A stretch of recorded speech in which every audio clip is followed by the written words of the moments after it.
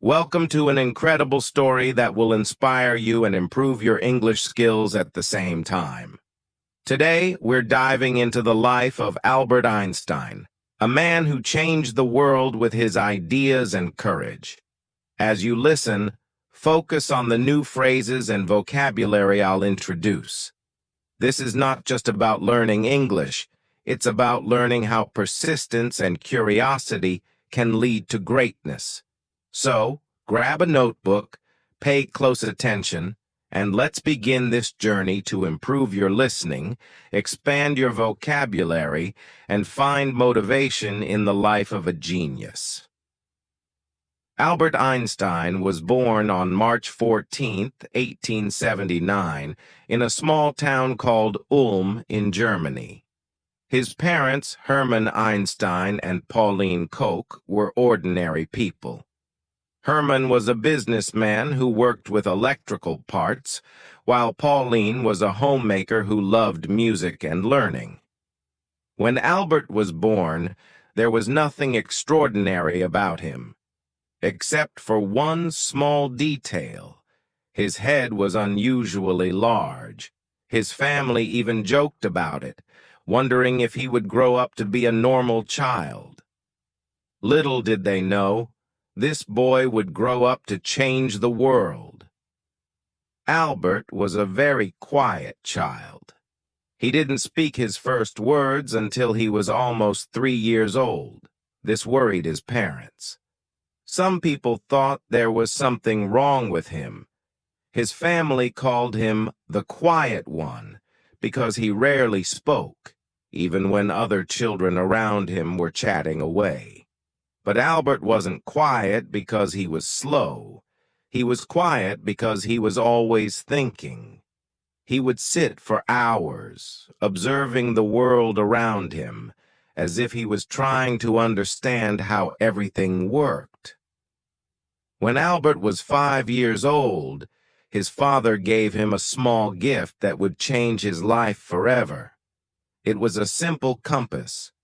At first, Albert didn't understand how it worked.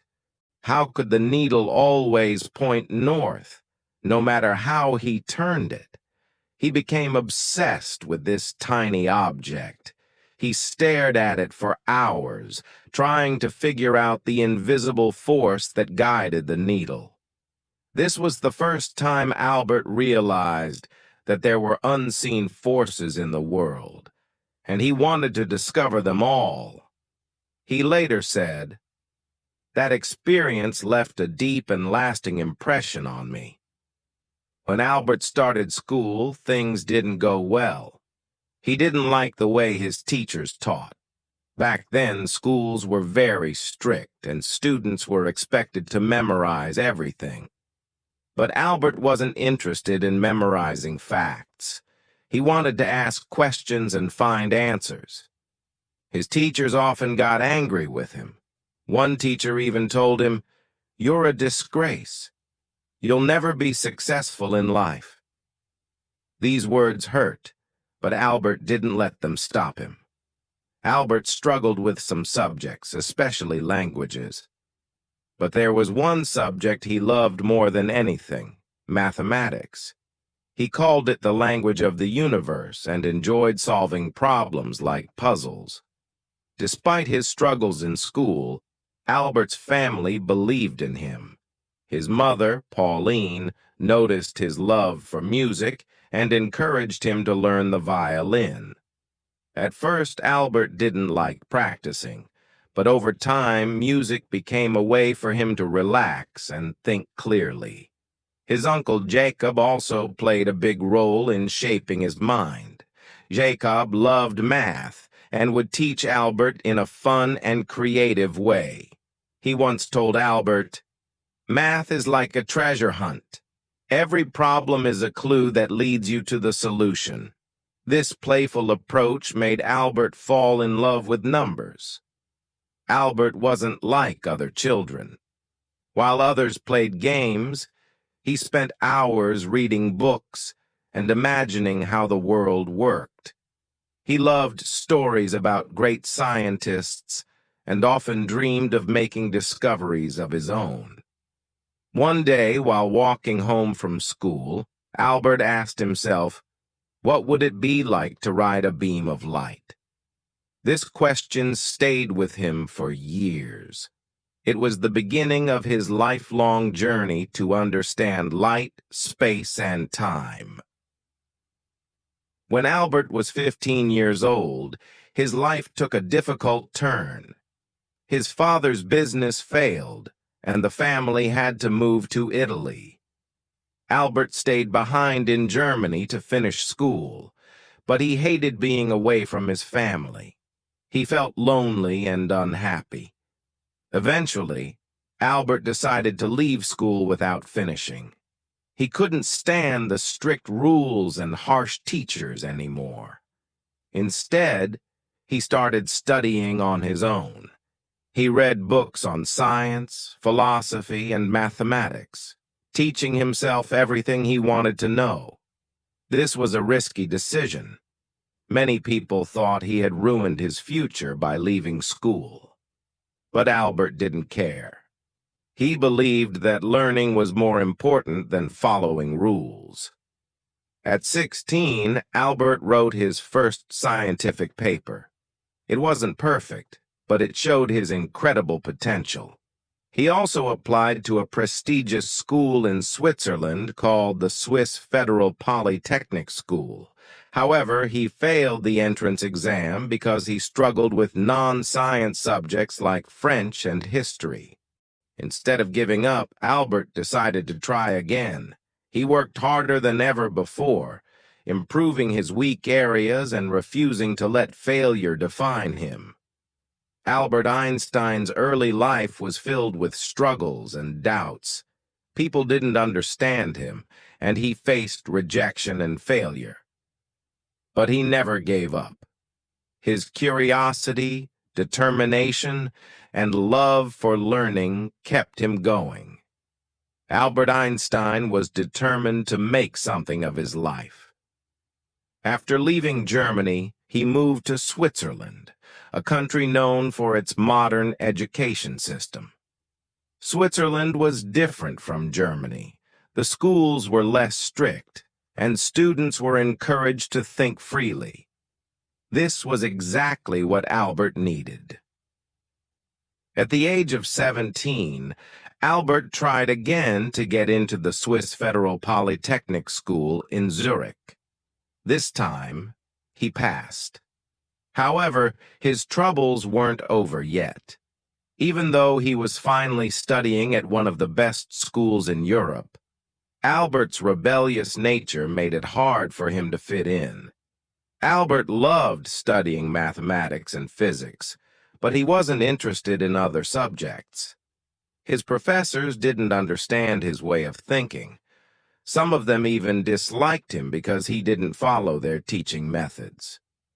One professor said, "You are a smart boy, Einstein, but you lack discipline." Albert wasn't the best student in his class. He often skipped lectures and studied on his own. While his classmates followed the curriculum, Albert spent his time exploring deeper questions. What is light? How does time work? Why does gravity exist? These weren't ordinary questions, and most people didn't have answers for them. During his time at the Polytechnic, Albert met a young woman named Mileva Maric, the only female physics student in his class. Mileva was brilliant, and she shared Albert's passion for science. The two of them became close, often spending hours discussing scientific theories. Mileva wasn't just Albert's classmate. She became his closest companion. They inspired each other and dreamed of a future where they could make important discoveries together. Albert once wrote to her, "Together, we will conquer the world of science." However, their relationship wasn't easy. Mileva faced criticism for being a woman in science, and Albert struggled with financial difficulties. But despite the challenges, they supported each other and stayed focused on their dreams. In 1900, at the age of 21, Albert graduated from the Polytechnic with a degree in physics. He was excited about starting his career as a scientist. But life had other plans. Albert couldn't find a job. He applied to several universities hoping to become a professor or researcher, but he was rejected every time. His professors didn't give him good recommendations because they thought he was unmotivated.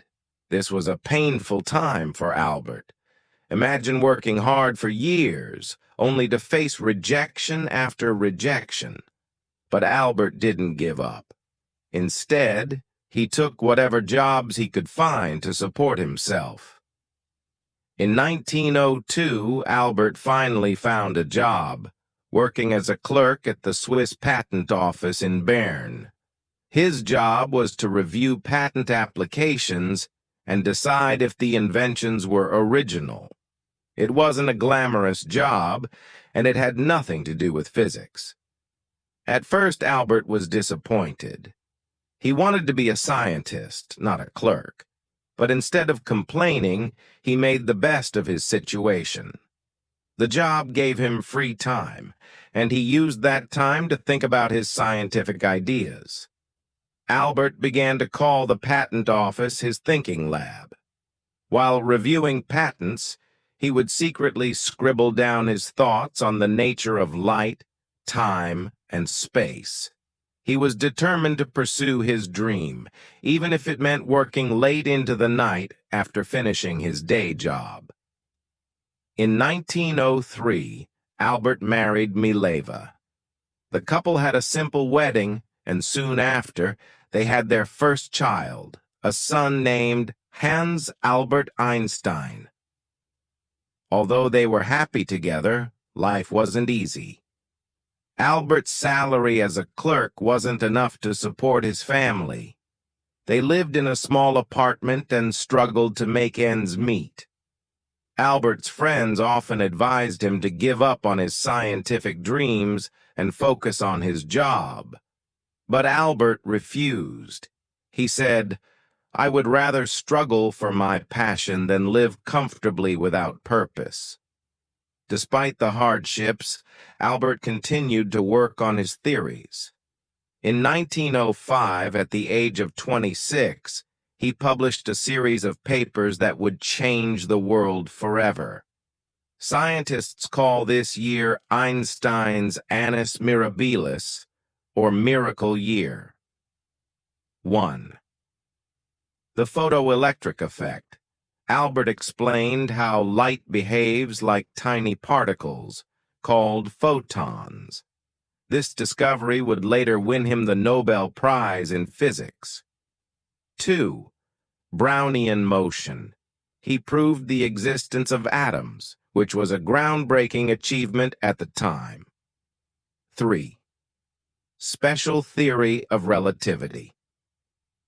This was Albert's most famous work. He introduced the idea that time and space are relative, not absolute. From this theory came the famous equation E equals mc squared, which showed that energy and matter are interchangeable. These papers shocked the scientific community. Albert Einstein, a humble clerk with no university position, had just revolutionized physics. After 1905, Albert's life began to change. Scientists around the world started to notice his work. He was offered teaching positions and became a professor at several universities. Finally, his hard work and determination were paying off. But Albert didn't let success get to his head. He continued to ask big questions and push the boundaries of science. He believed that knowledge was infinite, and that curiosity was the key to understanding the universe. Albert Einstein's journey from a struggling clerk to a world-renowned scientist is a testament to the power of perseverance. He faced rejection, poverty, and doubt, but he never let go of his passion for science. His story teaches us that 1. failure is not the end. It's a step toward success. 2. Believing in yourself is more important than seeking approval from others. 3. Big dreams require big sacrifices.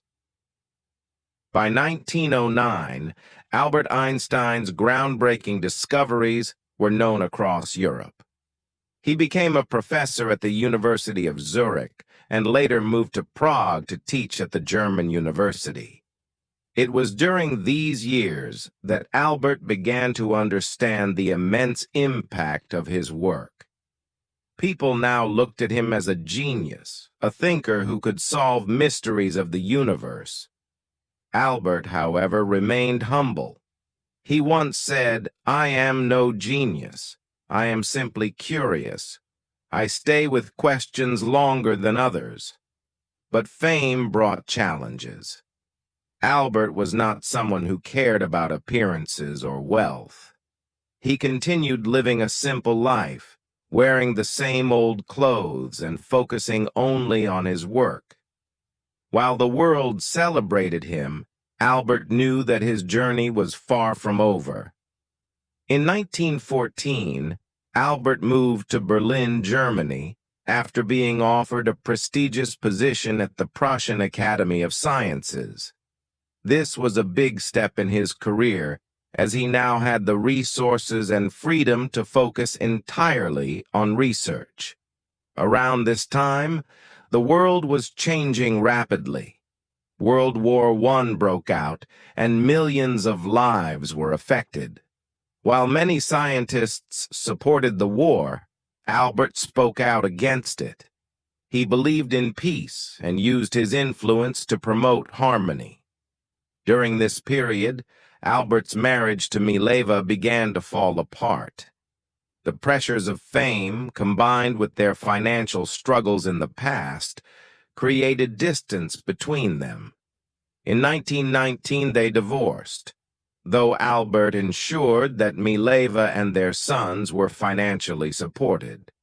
In the same year, something incredible happened.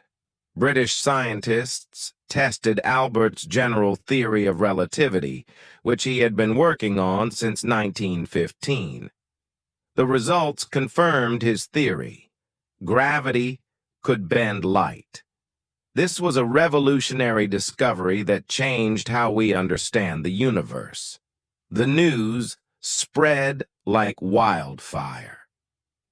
Albert Einstein became a global icon overnight.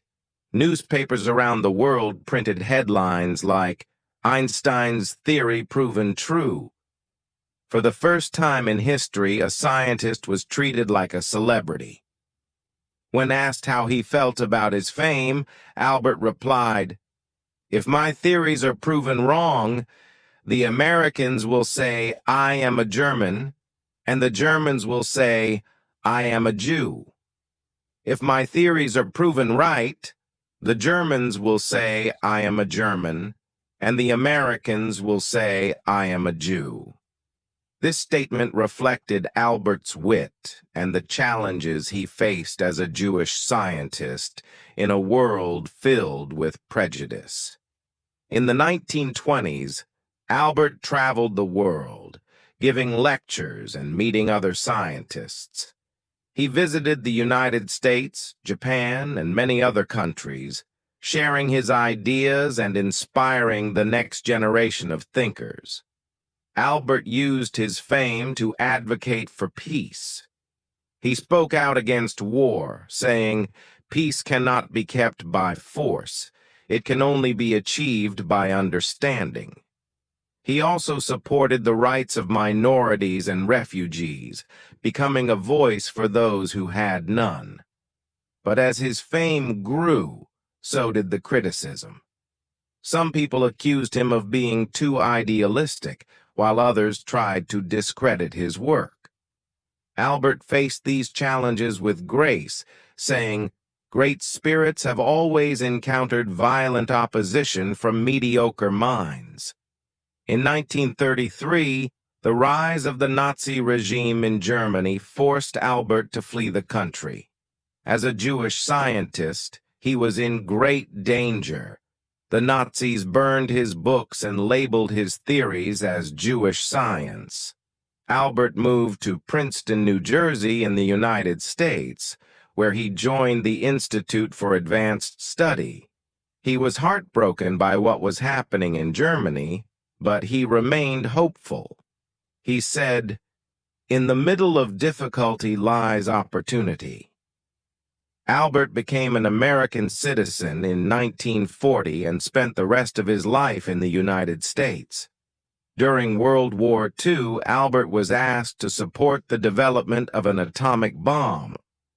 Although he had no direct role in its creation, his famous equation E equals mc squared laid the foundation for nuclear energy. Albert was deeply troubled when he learned about the bombings of Hiroshima and Nagasaki in 1945. He regretted that his work had been used for destruction and spent the rest of his life advocating for nuclear disarmament. He said, "Mankind invented the atomic bomb, but no mouse would ever construct a mousetrap." Even as one of the most famous people in the world, Albert lived a simple, humble life. He refused to own a car, didn't wear socks, and often spent time sailing, despite not knowing how to swim. Albert's curiosity never faded.